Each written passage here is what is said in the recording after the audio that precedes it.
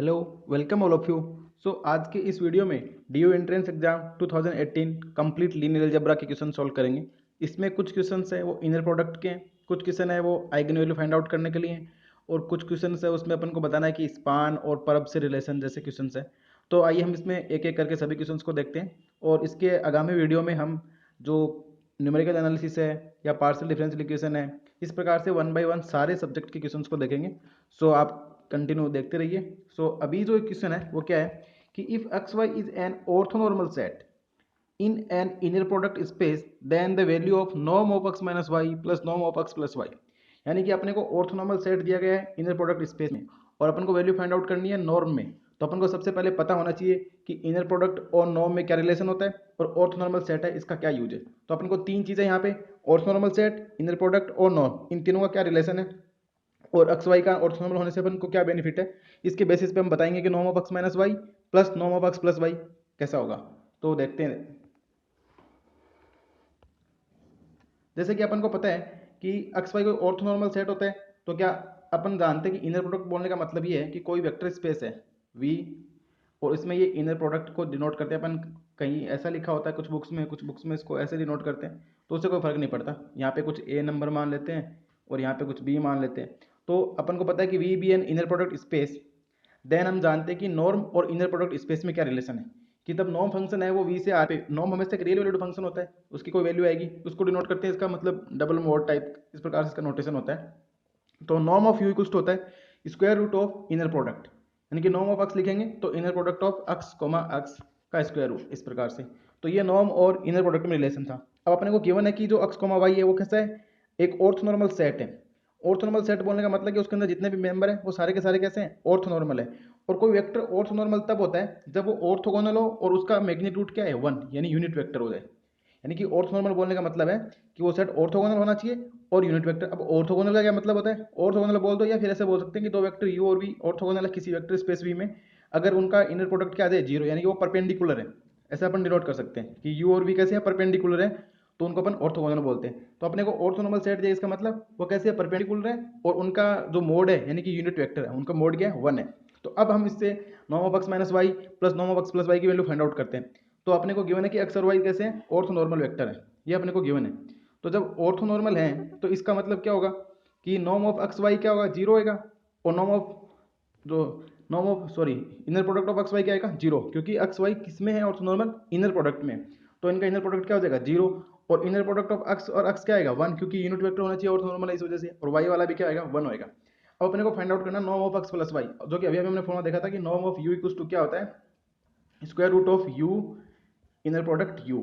तो अब इसको लगाएं तो यहाँ पे x plus Y inner product with x plus Y, तो अब क्या बन जाएगा, ये x से x पे होगा, x कोमा x का y के साथ तो y कोमा x, और फिर y का करेंगे तो x comma y plus y का स्क्वायर रूट। अब अपन को पता है कि एक्स वाई वाला और वाई वाला ये तो दोनों जीरो हो जाएंगे, और नॉर्म ऑफ एक्स एक्स क्या है, वन है, तो इसकी वैल्यू वन, इसकी वैल्यू वन, तो क्या आ गया, रूट टू आ गया, यानी कि norm of X plus Y क्या आ गया, रूट टू आ गया।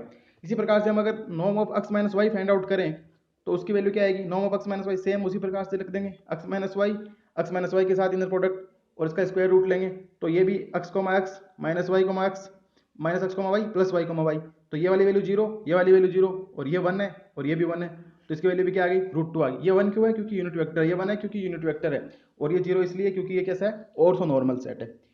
इसलिए क्या होगा कि इसकी वैल्यू भी वन, टू रूट टू, और इसकी भी रूट टू, तो root two plus root two, two root two. और हम ये से भी हमने यहाँ पे नोटिस करा कि दोनों की वैल्यू सेम आ रही है, और ये एक रिजल्ट भी होता है कि अगर एक्स और वाई दोनों क्या है, ऑर्थो नॉर्मल सेट है, तो norm of X plus Y और norm of X minus Y क्या होते हैं, इक्वल होते हैं। क्यों, क्योंकि इनमें अपन को पता है एक्स वाई और वाई एक्स की टर्म आएंगी वो तो क्या हो जाएंगी, जीरो हो जाएंगी, और ये बचेंगे क्या, एक्स एक्स की और वाई वाई की, तो वो तो दोनों में सेम ही रहेंगी। इस वजह से norm of X plus Y और norm of X minus Y क्या आ गया, सेम आ गया। तो यहाँ पे इसका आंसर क्या हो जाएगा, norm of X plus Y plus norm of X minus Y की वैल्यू क्या आ गई, टू रूट टू। तो इसका जो टू रूट टू वाला ऑप्शन है वो क्या हो जाएगा, करेक्ट हो जाएगा, यानी कि इसका बी आंसर हो जाएगा। अब जो नेक्स्ट क्वेश्चन है उसमें क्या है कि एस परब की बात हो रही है, यानी कि एस परब बोल दो, ऐसे बोल सकते हैं कि set of vectors perpendicular to the given set. यानी कि यहाँ पे अपन को दिया गया है कि S equals to one zero iota और वन टू वन, ये दो पॉइंट दिए गए हैं, और subset of X cube, then S perp अपन को फाइंड आउट करना है, यानी कि इस सेट के जो परपेंडिकुलर सेट होगा वो बताना है। और हम ये जानते हैं कि एस और एस है उनको डायरेक्ट सम के रूप में लिख सकते हैं, यानी कि एस डायरेक्ट सम एस पर इक्वल्स टू जो पूरा स्पेस होता है वो यहाँ पे क्या है एक्स क्यूब, ऐसा होता है, ऐसा हम लिख सकते हैं। और यहाँ पे अपने को क्या है कि ये जो एक्स क्यूब दे रखा है और इसमें 10 आइट आ रहा है, तो अपने एक्स क्यूब को ऐसे मान सकते हैं कि ये कॉम्प्लेक्स प्लेन होगा या कॉम्प्लेक्स प्लेन का सब स्पेस होगा। और अपने को बताना कि एस पर वो किससे जनरेट होगा, एस को अपने गिवन है और अपन को बताना कि एस पर वो किसके जनरेट होगा। और एस पर में हम जानते हैं कि वही सेट आएंगे, वही मेंबर आएंगे जो इसके क्या परपेंडिकुलर है। परपेंडिकुलर होने का मतलब एस पर्व का एस के साथ इनर प्रोडक्ट क्या होगा, जीरो होगा, यानी कि एस पर्व के मेंबर का एस के साथ इनर प्रोडक्ट क्या होगा, जीरो होगा। और फिर अपन देखेंगे कौन सा सेट है जो इसको स्पैन कर रहा है। तो आइए देखते हैं। तो यहाँ पे अब क्या है कि जो एस है 10 iota 1 to 1 subset of X cube, इसको अपन सी क्यूब का सब स्पेस भी मान सकते हैं। एस पर क्या होगा, set of all perpendicular vector. और इसको ऐसे भी डिफाइन कर सकते हैं मैथमेटिकल रूप में कि एस पर इक्वल्स टू वो सारे मेंबर एक्स के जो इस कोई मेंबर अगर ए अपन यहाँ से ले तो उसके साथ क्या आता है जीरो, यानी for all A belongs to, यानी कि कोई भी नहीं सारे मेंबर्स के साथ, यानी कि एस पर में वो एलिमेंट आएंगे सी के जिनका इनके साथ इनर प्रोडक्ट क्या है, जीरो आए। तो वैसा सेट होगा वो क्या जनरेट कर देगा, एस परब को जनरेट कर देगा। तो यानी कि हम एस परब का एलिमेंट निकालने के लिए कोई आर्बिट्ररी एलिमेंट ले लेंगे इसका और उसके साथ इसके हर एलिमेंट का इनर प्रोडक्ट देखेंगे वो जीरो आ जाएगा। तो अपने पास कंडीशन मिल जाएगी और वही कंडीशन जो मिलेगी वही जो मेंबर बनेगा वो क्या कर देगा, इसको जनरेट कर देगा। तो हमने ले लेते हैं कि कोई आर्बिट्ररी एलिमेंट ले लिया हमने, A B C belongs to S perp. अगर मान लो कोई इसमें आएगा उसका मतलब क्या होगा, उसका इनर प्रोडक्ट इसके हर एलिमेंट के साथ क्या होगा, जीरो होगा। तो अब इसके हर एलिमेंट के साथ जीरो होगा, इसका मतलब कि जैसे हमने ए बी सी एस परब में लिया है, इसका मतलब ए बी सी का inner product with respect to 10 आएगा एंड 1 to 1 क्या आएगा, जीरो आएगा। तो अब इसका इनर प्रोडक्ट लिखाते हैं और ए बी सी पे कंडीशन अपन को मिल देंगी तो हम बता देंगे कि एस परब किससे स्पान होगा। जैसे हमने यहाँ पे लिया कि ए बी सी का 10 आएटा के साथ इनर प्रोडक्ट निकालेंगे तो 1 के साथ इसका क्या होगा, ए प्लस बी के साथ होगा तो जीरो और सी के साथ होगा तो आइटा, तो A plus eta C equals to zero, यहाँ पे कंडीशन मिल गई अपने को। और इसी प्रकार से अगर ए बी सी का 1 to 1 के साथ लेंगे तो ए प्लस ए आएगा और टू बी और सी, तो A plus two B plus C equals to zero मिल जाएगा। अब यहाँ से क्या आएगा, A equals to minus eta C, और जो यहाँ से आएगा ए की वैल्यू अपन पुट कर देंगे माइनस आइटा सी, तो minus eta C plus two B plus C equals to zero. तो यहाँ से अगर इसको सोल्व करें तो C into one minus eta plus two B equals to zero, यानी कि B equals to one minus eta और सी। तो ए की वैल्यू अपने पास माइनस आइटा सी आ गई, बी की value one minus eta into C by two आ गई। तो ए बी सी आ गई, अपने पास दो इक्वेशन थी, तीन वेरिएबल थी, तो अपन एक को आर्बिट्री ले लेते हैं। जैसे हम सी की वैल्यू पुट कर लेते हैं ऑप्शन के अकॉर्डिंग। अगर अपना ऑप्शन देखें तो यहाँ पे ऑप्शन में क्या है कि सी वाला जो है उसमें 1 - 1 ऐसे ऑप्शन दिए हुए हैं। तो अपन यहाँ पे फोर्थ ऑप्शन भी था वो इसमें रह गया, पर उसमें भी कुछ खास नहीं क्योंकि उसमें यहाँ पे क्या है कि -1 है और ये -1/2 आइटा +1 है और ये आइटा यहाँ पे। तो इसमें थोड़ा सा चेंज था फोर्थ ऑप्शन में। तो यहाँ पे अब देख रहे हैं कि सी की वैल्यू 1 - 1 के साथ ही आ रहा है। तो जब सी की वैल्यू 1 - 1 है तो अपन यहाँ पे आर्बिट्री सी की वैल्यू पुट कर देते हैं -1, एक बार 1 ले लेते हैं एक बार -1 ले लेते हैं। यानी कि अपने पास आ रखा है A equals to minus eta C, B equals to -1 minus eta C upon two. जब सी की वैल्यू अगर एक बार 1 पुट कर देंगे तो ए की वैल्यू माइनस आइटा, बी की value -1 minus eta by two and C की वैल्यू आइटा ही। तो ये एस स्पान किससे हो जाएगा, यानी कि हमने जो ए बी सी एस परब में लिए थे, यानी कि जो ए बी और सी थे वो अगर अपन एस परब में लेते हैं आर्बिट्रेरी और उन पे कंडीशन अपने को ये मिलती है, यानी कि इसका हर मेंबर इस प्रकार से कोफिशिएंट के रूप में लिखा जाएगा, यानी कि उसका स्पानिंग सेट यही हो जाएगा, यही क्या कर देगा एस जो परब है उसको स्पान कर देगा। अब अगर अपन सी की वैल्यू -1 पुट कर देते हैं तो इस पर क्या कंडीशन आती है, ए बी सी की वैल्यू क्या आती है वो देख लेते हैं। अगर हम सी की वैल्यू -1 पुट कर देते हैं तो ए बी सी की वैल्यू ये आ जाएगी आइटा 1/आइटा/2 और -1। पर हम देखेंगे कि इसमें कोई भी ऑप्शन है ना वो दोनों मैच नहीं हो रहे हैं। इसका मतलब इसके ऑप्शन में क्या थी, मिस्टेक थी, क्योंकि अब यहाँ पे अपन ऑप्शन के अकॉर्डिंग देखें तो यहाँ पे सी की वैल्यू या तो 1 पुट करेंगे या -1 पुट करेंगे, उसके अकॉर्डिंग ए बी सी की वैल्यू आ जाएगी। तो अपने देखा कि कोई भी ऑप्शन मैच नहीं हो रहा है, पर अपने को ऑप्शन से मतलब नहीं है, अपने को मतलब है कि इसमें कॉन्सेप्ट क्या लगा। यहाँ पे अपने को एस परब निकालना था और हमने ये यूज करा कि एस परब का एस के साथ इनर प्रोडक्ट हमेशा जीरो होता है। तो एस परब ने हमने कोई arbitrary element A B C लिया और उसका एस के हर एलिमेंट के साथ अपने क्या निकाला, इनर प्रोडक्ट निकाला यहाँ पे, और वो क्या करा, जीरो करा। और उसको जीरो करने से अपने को दो कंडीशन मिल गई और यहाँ से अपन ने ए बी सी को सोल्व कर लिया। तो अपन को पता लग गया कि उसका स्पैनिंग सेट है वो कुछ इस प्रकार से आएगा। यहाँ पे प्लस माइनस की थोड़ी मिस्टेक गिवन है तो इसका आंसर मैच नहीं होता है, वैसे मैंने देखा आंसर की में भी नहीं है। सो पर अपने को पता लग गया कि एच पर अपन कैसे फाइंड आउट कर सकते हैं। तो एक अच्छा क्वेश्चन बोल सकते हैं जिसको अपन थोड़ा देखने के लिए, ऐसे इनर प्रोडक्ट से रिलेटेड दो क्वेश्चन आ गए तो इनर प्रोडक्ट को भी अपने को छोड़ना नहीं है, उसको भी थोड़ा देखना पड़ेगा। अब जो नेक्स्ट क्वेश्चन है वो बड़ा सिंपल सा ही है, उसमें अपन आइगन वैल्यू फाइंड आउट करनी है।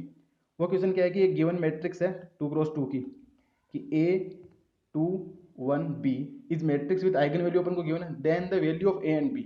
अब इस क्वेश्चन को अपन को सोल्व बिना करे ही आंसर बता सकते हैं कि 2 × 2 की मैट्रिक्स है तो इसके आइगन वैल्यू 2 आएंगी, √6 एंड -√6 अपन को गिवन है। तो अपन जानते हैं कि जो ट्रेस होता है वो क्या होता है, आइगन वैल्यू का सम होता है, और ट्रेस डायगोनल एलिमेंट का सम होता है यहाँ पे। तो यहाँ पे ट्रेस क्या आएगा, a + b। तो अगर a + b which is equals to eigen value का सम यानी कि इक्वल्स टू √6 -√6 इक्वल्स टू क्या आ गया, 0 आ गया। तो यानी कि a + b की वैल्यू 0 आएगी। तो जो भी आइगन वैल्यू होंगी उनकी वैल्यू उनका सम करेंगे वो क्या आएगा, 0। तो यहाँ पे भी सम 0 नहीं है, यहाँ पे भी नहीं है, यहाँ पे भी नहीं है, और यहाँ पे सम 0 है। इसका मतलब बिना देखे इसका आंसर 2, -2 देख सकते हैं। पर इसको सोल्व कैसे करेंगे वो भी देख लेते हैं। सोल्व करना भी बड़ा सिंपल सही है, क्योंकि अपन को पता है 2 × 2 की मैट्रिक्स को हम कैसे भी सोल्व कर सकते हैं। तो अपने को आइगन वैल्यू गिवन है √6 और -√6, √6 और -√6 है। तो हम जानते हैं कि ट्रेस सम होता है, तो a + b 0 आ गया एक कंडीशन। और दूसरा क्या होता है, डिटरमिनेंट इक्वल्स टू क्या होता है, प्रोडक्ट ऑफ आइगन वैल्यूज या multiplication of eigen values. Product of eigen values जितनी भी आइगन वैल्यूज उनका प्रोडक्ट कर देंगे तो वो डिटरमिनेंट के इक्वल आ जाएगा। यहाँ पे इसका डिटरमिनेंट करें तो ab - 2 इक्वल्स टू √6 × -√6, यानी कि ab - 2 इक्वल्स टू -6। तो ab इक्वल्स टू तो -4 आ गया, और a + b इक्वल्स टू कैसा है, 0 है। तो इन दो इक्वेशन की मदद से हम a और b को फाइंड आउट कर सकते हैं। तो a equals to -b put करेंगे तो माइनस का b स्क्वायर इक्वल्स टू -4, तो b इक्वल्स टू +-2, तो a इक्वल्स टू +-2, यानी कि या तो 2, -2 या -2, इस प्रकार की इसकी आइगन वैल्यू होंगी, और उनका सम क्या आ रहा है, 0। तो इसका फोर्थ ऑप्शन क्या हो गया, करेक्ट हो गया। तो ये बड़ा सिंपल सा क्वेश्चन था। कहने का मतलब ये है कि अगर आपको नहीं पढ़ के भी जा रहे हैं तो ऐसे क्वेश्चन को छोड़ना नहीं है यार, ऐसे क्वेश्चन गलत नहीं होने चाहिए, उनमें स्लिप मिस्टेक नहीं होनी चाहिए ऐसे क्वेश्चन में, क्योंकि यही क्या करते हैं, आपके रैंक को अच्छा करते हैं, यही जो सिलेक्शन है उसको श्योर करते हैं। तो अब आगे का जो क्वेश्चन है ये भी थोड़ा अच्छा है, इसको मैंने पूरा डिराइव कर दिया। वैसे तो इसका फॉर्मूला सब लोग जानते हैं कि n × n - 1/2 होता है, कि the dimension of the vector space of all 6 × 6 real skew symmetric matrix, यानी कि dimension of 6 × 6 real skew symmetric matrix क्या होगा। तो अपन जानते हैं कि स्क्यू सिमेट्रिक मैट्रिक्स में क्या होता है कि A ट्रांसपोज इक्वल्स टू क्या होता है, -(A) होता है। और स्क्यू सिमेट्रिक मैट्रिक्स की डायगोनल एंट्रीज कैसी होती हैं, 0 होती हैं, रियल स्क्यू सिमेट्रिक मैट्रिक्स की। और सिमेट्रिक होता है तो A transpose equals to A होता है। पर यहाँ पे कैसा है, ये स्क्यू सिमेट्रिक है तो A transpose equals to -A होगा, और इसकी डायगोनल एंट्री क्या होगी, 0 होगी। पर अगर अपन को कुछ नहीं पता है तो अपन डायरेक्ट इसका ऐसा जानते हैं, इसका फॉर्मूला होता है n × n - 1/2। तो n × n - 1/2, n की वैल्यू यहाँ पे क्या है, 6 है, तो 6 × 5/2, यानी कि इसका आंसर क्या आ जाएगा, 15। बट हम इसको देख लेते हैं कि कैसे ये फॉर्मूला आता है, इसको भी अपन ड्राइव कर लेते हैं। तो जैसे अपन को पता है कि जो स्क्यू सिमेट्रिक मैट्रिक्स होता है उसमें A transpose equals to -A होता है, और इसकी डायगोनल एंट्री 0 होती है। तो कोई जनरल अगर हम n × n की मैट्रिक्स लिखें तो उसको ऐसे ही तो लिखेंगे, v ये वेक्टर स्पेस बनेगा A = Aij n × n, और A transpose equals to -A।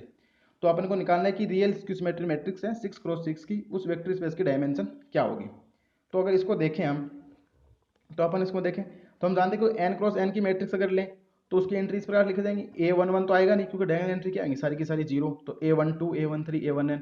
अब A transpose equals to -A, तो यानी ये वाली एंट्री क्या बन जाएगी, यहाँ पे आ जाएगी। आगे वाली एंट्री यहाँ वाली क्या आ जाएगी, यहाँ पे आ जाएगी, ये वाली यहाँ पे, ये वाली यहाँ पे, ऐसे सारी। यानी कि अपन अगर डायगोनल के ऊपर वाली एंट्री का पता लगा लें तो नीचे वाले तो इनके माइनस के साथ हो जाएंगे, यानी कि इन एंट्रीज को बता देंगे कितनी होंगी तो वो इसकी क्या बन जाएगी, डायमेंशन बन जाएगी। अब अगर हम देखें, अपन को पता है कि ये वाली 0 होगी, तो बाकी ये n-1 एंट्री अपने को चूज करनी पड़ेगी, तो ये n-1 चूज कर लेंगे। आगे वाले में ये वाली एंट्री पता लग जाएगी A21, क्योंकि ये तो -A12 के इक्वल होगी, और ये 0 तो 2 एंट्री कम होगी, यानी यहाँ से n-2 चूज करनी पड़ेगी। और ये वाली एंट्री इसके इक्वल हो जाएगी, और ये वाली अपन फाइंड आउट कर ली यहाँ से, और एक 0 तो यहाँ पे 3 कम हो जाएंगे, तो n-3 चूज करनी पड़ेगी। इसी प्रकार अगर अपन नीचे चलते जाते हैं तो यहाँ तक लास्ट को अपन को 1 चूज करनी पड़ेगी। तो टोटल अपने को कितनी एंट्री चूज करनी पड़ी, इसमें 1, यहाँ पे 2, यहाँ पे 3, यहाँ पे डॉट डॉट करते हैं n-3 n-2 n-1, यानी कि अपने को चूज करनी पड़ेंगे टोटल एंट्री जो कितनी होंगी, डायमेंशन ऑफ v इक्वल हो जाएगा 1 + 2 + n-1, यानी कि समीशन n-1 वो क्या होता है n × n-1/2, और अपने को यहाँ पे 6 × 6 के लिए पूछा है तो 15 आ जाएगा।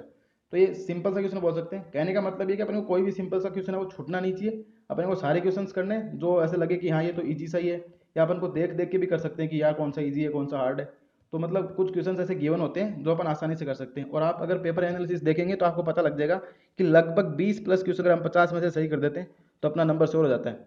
तो इस प्रकार से हम नेक्स्ट वीडियो में न्यूमेरिकल एनालिसिस या ग्रुप थ्योरी के कुछ क्वेश्चंस देखेंगे। So thanks for watching and keep continue watching exponential mathematics. Thank you.